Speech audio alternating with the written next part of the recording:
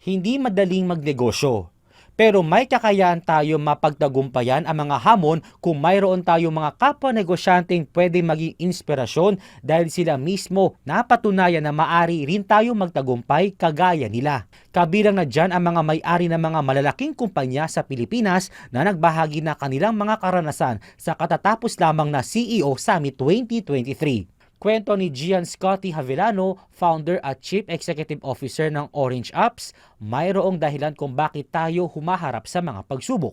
Lahat na nangyaring pagkakamali, minumove away ka lang ni Lord for bigger things in your life. Dagdag pa niya na hindi natin kaya mag-isa na magtagumpay sa buhay. People will help you. Don't be afraid to ask for help. Para naman kay Pasita Juan, founder ng Eco Store, mahalagang sangkap sa buhay ang respeto sa sarili. What you need in the world is integrity, humility, and consistency. Consistency, you are the same person for everyone, rich or poor. Kailangan din ng maayos na ugnayan sa bawat transaksyon sa negosyo. I think having that kind of relationship and communication, I think is very, very important for anybody, any business.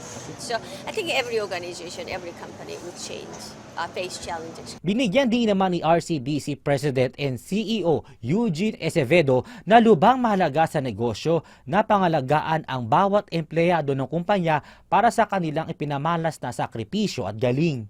In so doing, we're also able to take care of our employees well. The more productive they are, I have to pay them more. Pero ang pinakamahalaga, dapat ang unang business partner sa negosyo ay ang Diyos.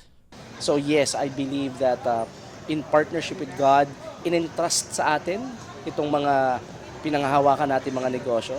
So who best to ask help from than God Himself? So yeah.